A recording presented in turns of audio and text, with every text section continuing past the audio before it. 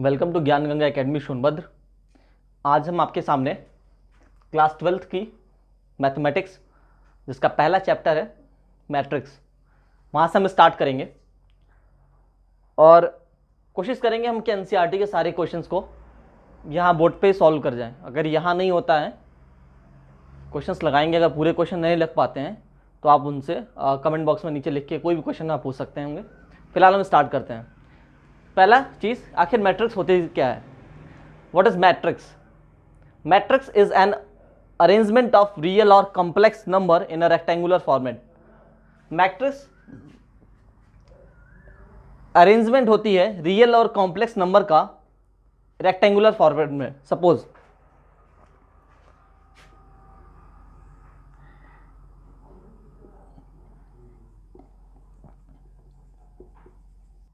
तो जैसा कि मैंने आपको बताया, matrix is a arrangement of real और complex number in a rectangular format. Matrix real और कॉम्प्लेक्स नंबर का अरेंजमेंट है रेक्टेंगुलर फॉर्मेट में। ये आपके सामने हम 3x3 की मैट्रिक्स बनाए हैं। ये 3x3, आप इसको समझिए 3x3 मतलब 3 रो और 3 कॉलम की एक मैट्रिक्स है। इसको हम कहते हैं कॉलम 1,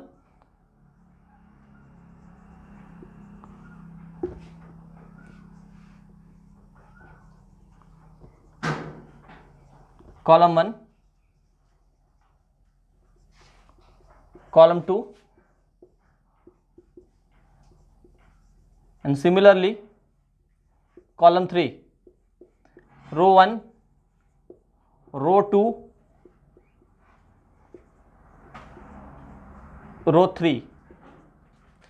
तो मैट्रिक्स क्या है? मैट्रिक्स एक अरेंजमेंट है रियल और कॉम्प्लेक्स नंबर का रेक्टेंगुलर फॉर्मेट में। जनरल नोटेशन,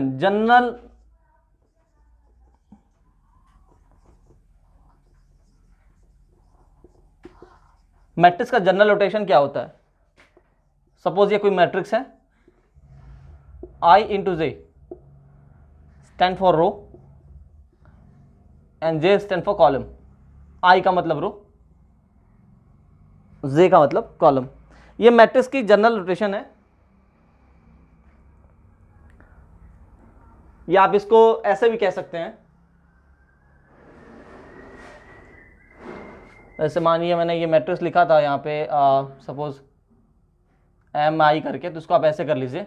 ये कोई मैट्रिक्स है I, जनरल नोटेशन है M×N। ये एक्चुअली ये नोटेशन हर बुक में दिया रहता है, इसलिए मैंने आपके सामने इसको मेंशन किया है। M stand for row and N stand for column. M का मतलब रो, N का मतलब कॉलम। ये मैट्रिक्स का जनरल नोटेशन है।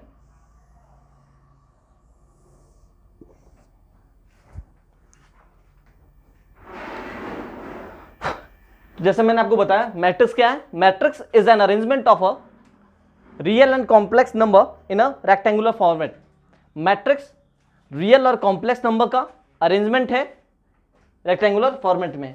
ये जैसा कि मैंने आपको बताया, मैट्रिक्स क्या है? मैट्रिक्स एक अरेंजमेंट है रियल और कॉम्प्लेक्स नंबर का।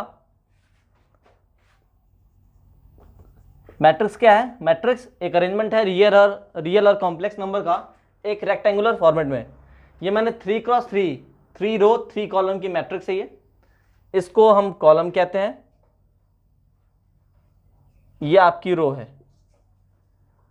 ये जनरल नोटेशन है मैट्रिक्स का।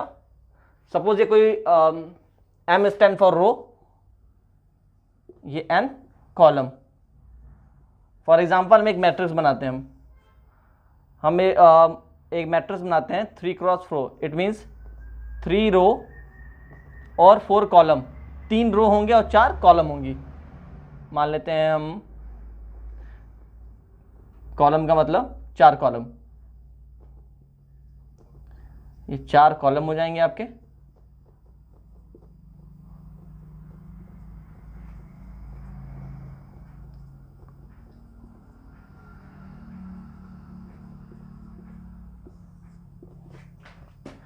ये 3x4 की मैट्रिक्स है। वैल्यू आप कुछ भी रख लीजिए, फिलहाल मैं एग्जांपल के तौर पे आपको दिखा रहा हूँ।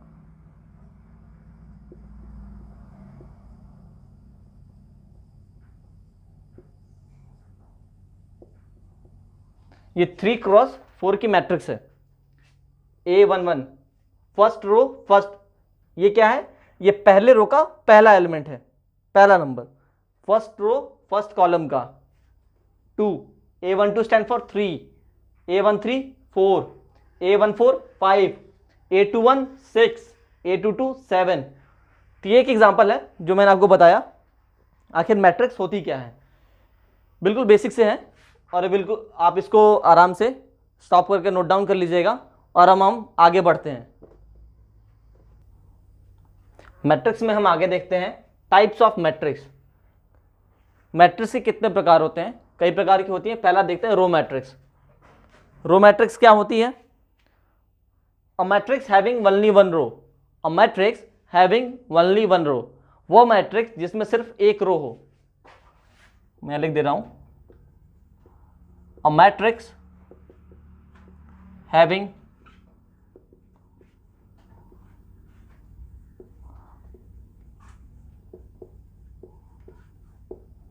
एग्जाम्पल के तौर पे आप इसको इस तरह से देखिए, वो मैट्रिक्स जिसमें सिर्फ एक रो हो, वह मैट्रिक्स जिसमें सिर्फ एक रो है उसको रो मैट्रिक्स कहते हैं। सेकंड कॉलम मैट्रिक्स, अ matrix having only one column, अ matrix having only one column, वो मैट्रिक्स जिसमें सिर्फ एक कॉलम हो।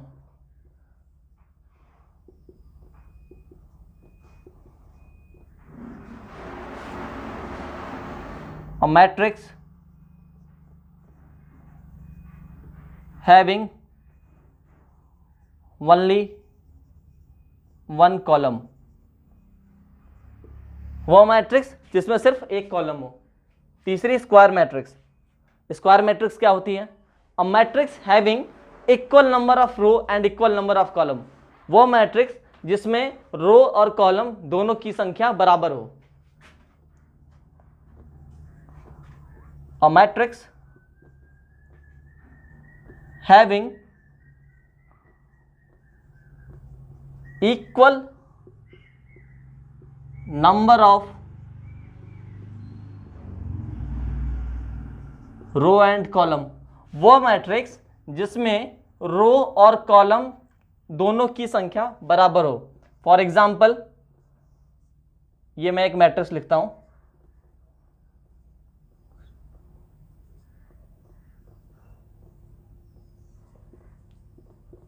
इस मैट्रिक्स में क्या है, ये 3x3 की मैट्रिक्स है, मतलब 3 रो और 3 कॉलम। डेफिनेशन भी हमारा यही कहता है कि स्क्वायर मैट्रिक्स वो मैट्रिक्स है जिसमें रो और कॉलम दोनों की संख्या बराबर हो। इसका जनरल नोटेशन वो भी मैं यहां लिख दे रहा हूं आपको। देखिए, आपको बेसिक डेफिनेशन सारी पता रहना चाहिए। 12th में जो स्टूडेंट्स हैं, आप बिल्कुल बेसिक से डेफिनेशन के साथ अपने कंसेप्ट को थॉरो प्रिपेयर करिए।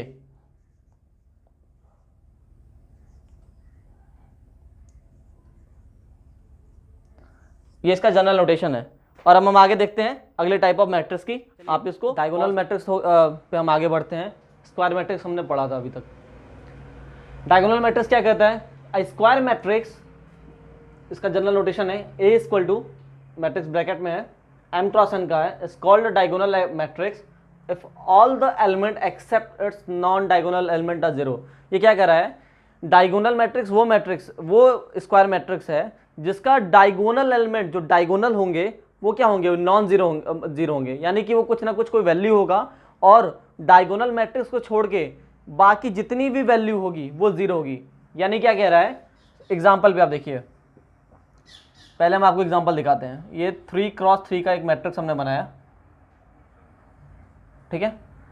हम यहाँ वैल्यू ले लेते हैं 2 3 6 0 0 0 0। तो डेफिनेशन क्या कहता है? डेफिनेशन ये कहता है कि डायगोनल मैट्रिक्स वो मैट्रिक्स है जिसका डायगोनल एलिमेंट, जो डायगोनल एलिमेंट है वो नॉन जीरो होगा, यानी कि कुछ ना कुछ कोई कांस्टेंट वैल्यू होगी, और उसको छोड़ के ये जितने भी वैल्यू होंगे वो क्या होंगे? वो जीरो होंगे, ठीक है।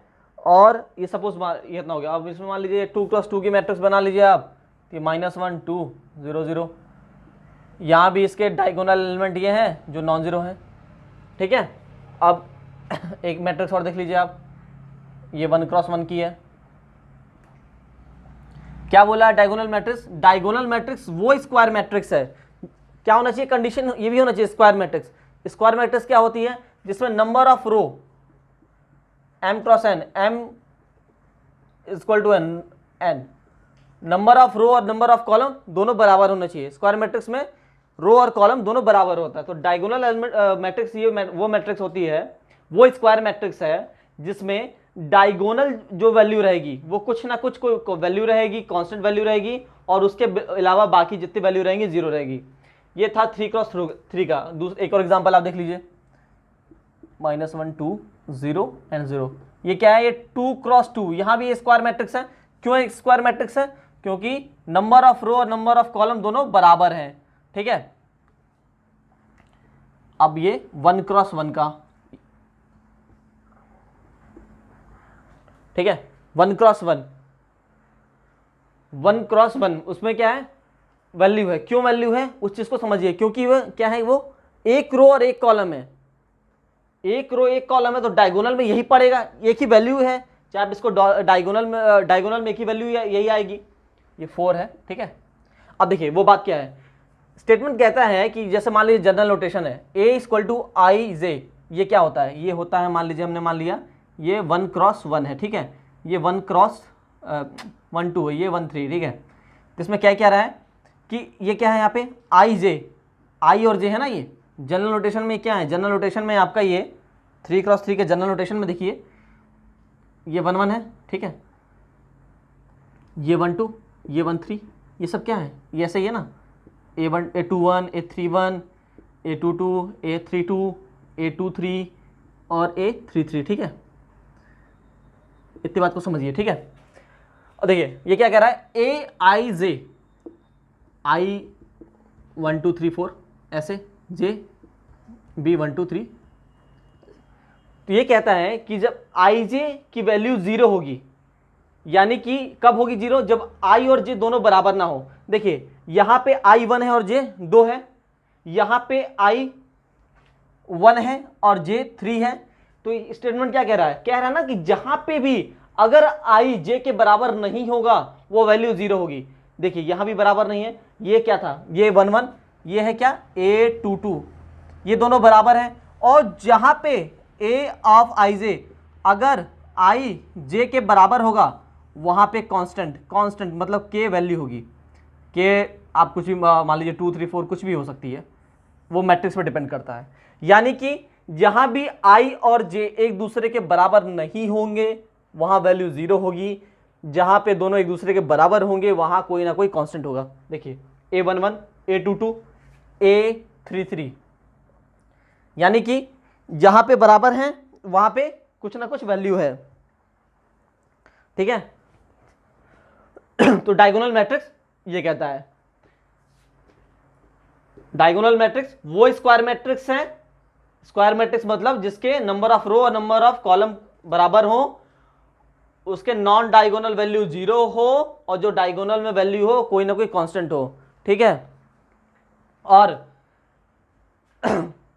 आई जे, जहां भी आई जे के बराबर ना हो, जो जनरल नोटेशन होती है हमारी, जहां भी आई, यहां देखिए बराबर नहीं है, यहां बराबर नहीं है, वो सारी वैल्यू 0, यानी कि नॉन डायगोनल वैल्यू 0 हो। जहां पे आई जे के बराबर हो वहां कोई ना कोई वैल्यू हो। तो यहां पे क्या है? यहां पे तो बराबर ही है ना। अगर 1x1 की वैल्यू है, आई जे क्या 1x1 है, तो यहाँ क्या पे है? 1 है, 1 है। यहाँ पे आई की वैल्यू 1 है और जे की भी वैल्यू 1 है, यानी कि दोनों बराबर हैं। और स्टेटमेंट कह रहा है जहां पे दोनों बराबर होंगे, जहां पे A of I J is equal to K आप कांस्टेंट मान लीजिए, कुछ ना कुछ कोई वैल्यू है, या आप मान लीजिए A of I is equal to K. किस केस में होगा? जब आई इक्वल टू जे होगा। जब आई जे के बराबर होगा, जब आई जे के बराबर होगा तो वहां पे कोई ना कोई एक कांस्टेंट वैल्यू होगी, कि कुछ भी हो सकती है। मैट्रिक्स पर डिपेंड करेगा कि 2 जो है दिया है, 3 दिया है, 4 दिया है। जैसे यहाँ पे के कितना है? यहाँ पे इस एग्जाम्पल में के 4 है। ये 3 एग्जाम्पल मैंने आपको दिखाया, एग्जाम्पल 1, एग्जाम्पल 2 और एग्जाम्पल 3। इतनी बातें आपको समझ में आई। डायगोनल मैट्रिक्स क्या कह रहा था? डायगोनल मैट्रिक्स ये कह रहा था कि ये वो स्क्वायर मैट्रिक्स है जिसके नॉन डायगोनल एलिमेंट जीरो होंगे, यानी कि जहां भी आई जे की वैल्यू बराबर नहीं होगी वो वैल्यू जीरो होगा। जहां पे आई जे एक दूसरे के बराबर होंगे वहां पे कोई ना कोई कांस्टेंट वैल्यू होगी। ये सब जगह बराबर था, 1 1 था, 2 2 था, 3 3 था, ये 3 3 इस जगह पे है, तो कुछ ना कुछ वैल्यू है। इतनी बात समझ में आई, इसको आप नोट डाउन कर लीजिए और अगली बात को चलते हैं। चलिए अगला मैट्रिक्स देखते हैं। टाइप्स ऑफ मैट्रिक्स में स्केलर मैट्रिक्स। स्केलर मैट्रिक्स क्या कह रहा है?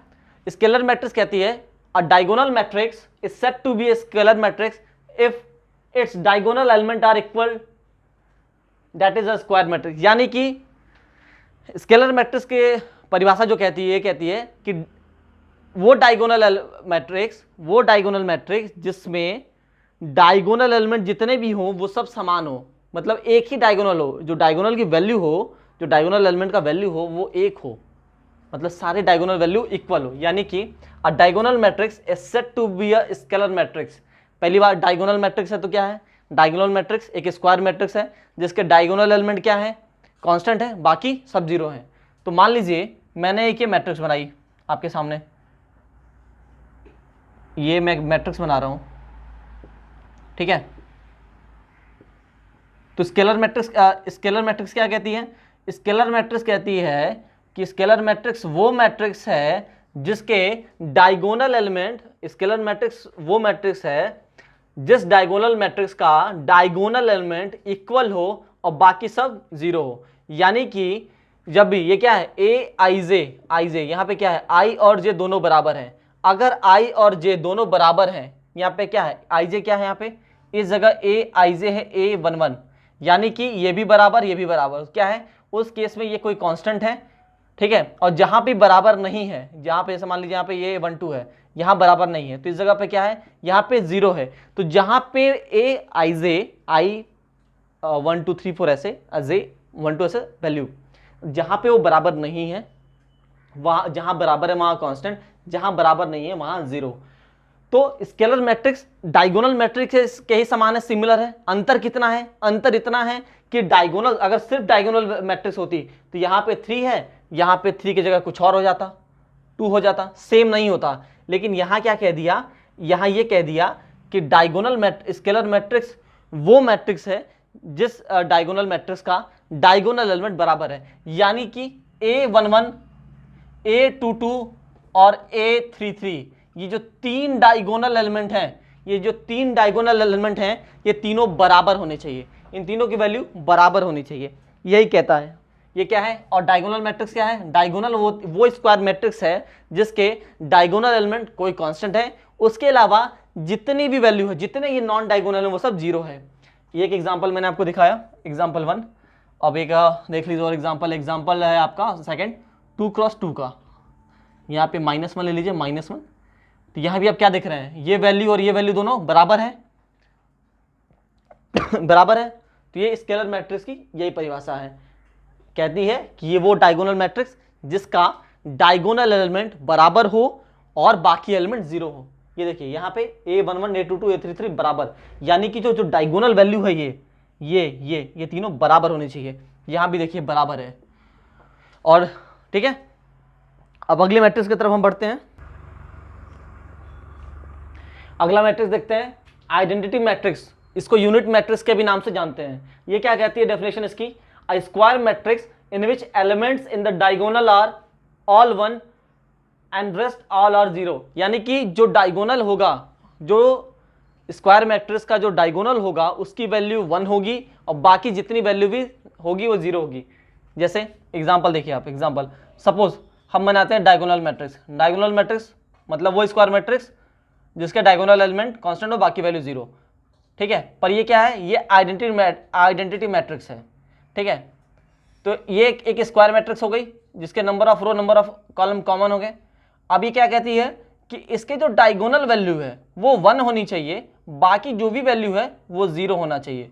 यानी कि A ऑफ IJ, यानी कि A ऑफ IJ केस में 1 हो, कब हो? जब I is equal to J हो। अगर I J के बराबर हो तो A ऑफ IJ 1 हो, और A of IJ is equal to 0 हो, कब हो? जब I not equal to J हो। जैसे देखिए यहां पे क्या है, यहां पे ए आई जे कितना है, ए 1 1, यानी कि आई और जे दोनों बराबर हैं। जब बराबर हैं आई जे तो क्या हो, 1 होना चाहिए, 1 दिख रहा है। यहां पे क्या है 1 2, यानी कि आई जे दोनों बराबर नहीं है तो 0 होना चाहिए। ठीक है, इतनी बात आपको समझ में आई। आइडेंटिटी मैट्रिक्स को यूनिट मैट्रिक्स कहते हैं। ये वो स्क्वायर मैट्रिक्स है जिसके डायगोनल एलिमेंट 1 होने चाहिए और बाकी अदर एलिमेंट जितने भी नॉन डायगोनल हो वो 0 होना चाहिए।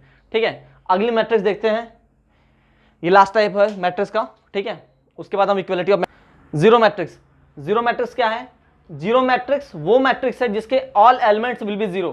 कैसा, मान लीजिए कि मैं एग्जांपल के तौर पे आपको एक 3x3 का मैट्रिक्स बनाया।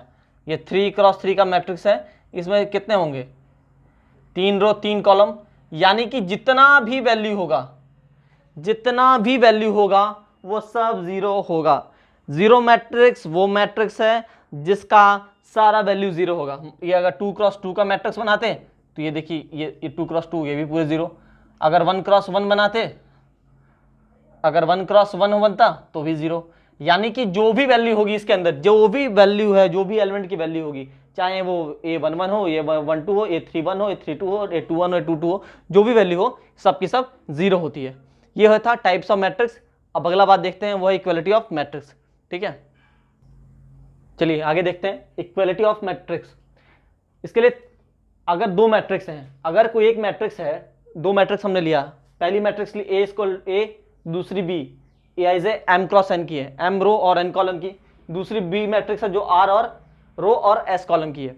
ये दोनों इक्वल कब होंगी, उसकी 3 कंडीशन है। पहली कंडीशन क्या कहती है, एम आर मतलब number of row, number of row मतलब रो ए का इक्वल हो number of row in B. A matrix का रो बी मैट्रिक्स के रो के बराबर हो। ए मैट्रिक्स का जो रो है वो बी मैट्रिक्स के रो के बराबर हो।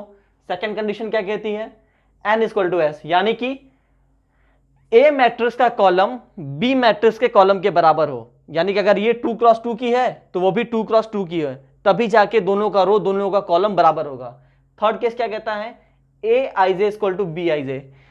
ए मैट्रिक्स की जितनी भी वैल्यू है, चाहे वो A11 पहले रो की वैल्यू हो, पहले रो पहला कॉलम, पहला रो दूसरा कॉलम, या दूसरा रो पहला कॉलम, दूसरा रो दूसरा कॉलम, उसी तरह बी रो का बी मैट्रिक्स का पहला रो पहला कॉलम, दूसरा रो पहला कॉलम, जितनी भी दोनों की वैल्यू हो, दोनों की वैल्यू सेम होनी चाहिए, तभी हम इक्वलिटी ऑफ मैट्रिक्स कहेंगे कि दोनों मैट्रिक्स आपस में इक्वल है। अगर इन तीन में से एक भी कंडीशन को सेटिस्फाई नहीं करता है तो हम उस मैट्रिक्स को इक्वल नहीं कहेंगे। फॉर एग्जांपल के तौर पे देख लीजिए, सपोज एक ये मैट्रिक्स हमने बनाई ए, ये हमारी एक मैट्रिक्स है, एग्जांपल का आप समझिएगा।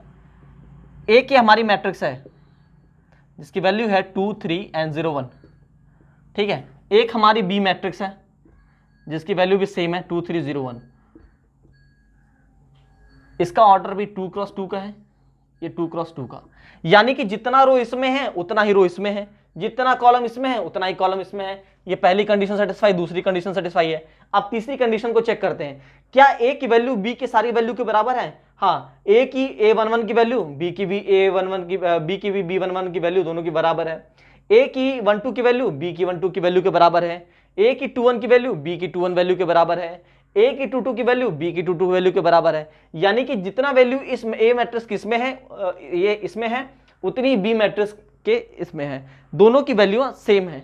इसलिए ये कहेंगे कि ए और बी इक्वल मैट्रिक्स हैं, इक्वलिटी को डिफाइन करती हैं। ठीक है, तीनों कंडीशन को सेटिस्फाई किया, जितना रो इसका उतना ही रो इसमें, जितना कॉलम इसमें उतना कॉलम बी में भी। ए मैट्रिक्स की सारी वैल्यू बी मैट्रिक्स के भी सारी वैल्यू के बराबर है, तो ये आपस में क्या है, ये इक्वलिटी को डिफाइन करती हैं। ठीक है, और एक बात और, मान लीजिए आप इसको नोट कर चुके होंगे तो इसको नोट कर लीजिएगा।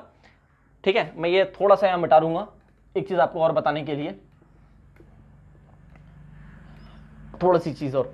सपोज एक मैट्रिक्स ये थी 2 3 0 1, मान लीजिए ये ए मैट्रिक्स हो गई, और एक मैट्रिक्स ये हो गई, ये क्या मैट्रिक्स हो गई 1 3 2 6, 2x2 2x2, यानी कि ए मैट्रिक्स है ये और ये बी मैट्रिक्स है। तो ए मैट्रिक्स का रो बी मैट्रिक्स के रो के बराबर है, ए मैट्रिक्स का कॉलम बी मैट्रिक्स कॉलम के बराबर है। लेकिन लेकिन ये ए की वैल्यू जो है, ए की 1 1 की वैल्यू, बी की 1 1 की वैल्यू, ए की 1 2 की वैल्यू, बी की 1 2 की वैल्यू, ए की 2 1 की वैल्यू, बी की 2 2 की वैल्यू, ए की 2 2 की वैल्यू, बी की 2 2 की वैल्यू क्या है, इक्वल नहीं है।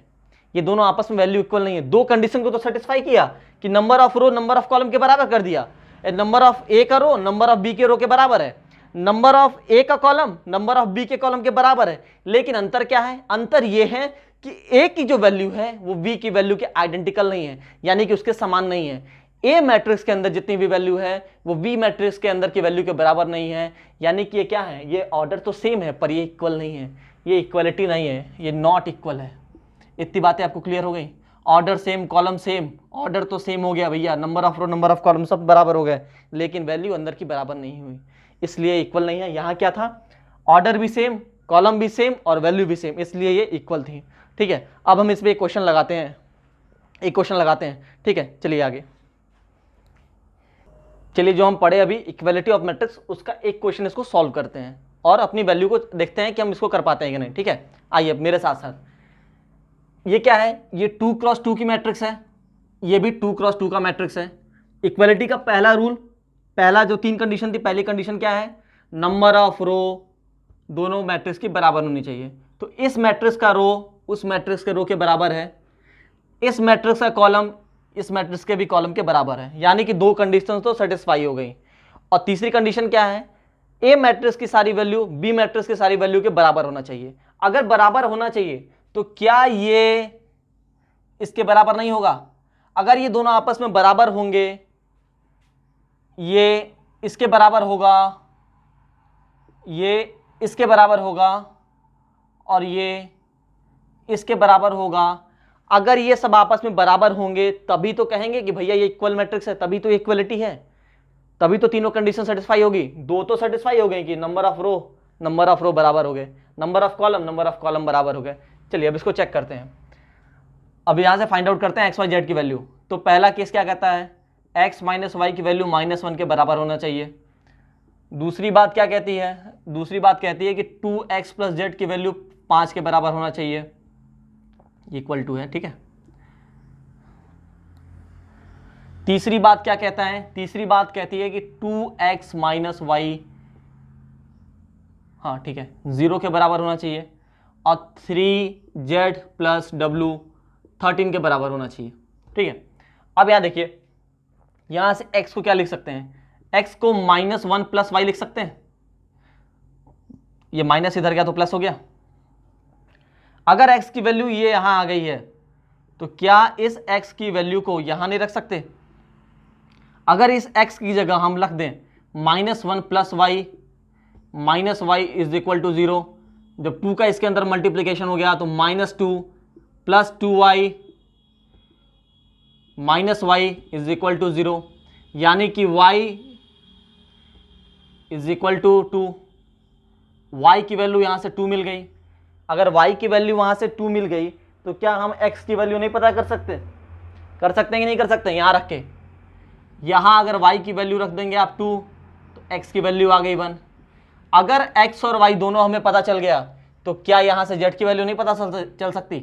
चलिए अब x की वैल्यू 1 रखिए, 2 into 1 plus z is equal to 5, यानी z is equal to 5 minus 2, यानी z इज इक्वल टू 3। तो z की भी वैल्यू आ गई कि नहीं आ गई? इतनी बात आपको समझ में आई?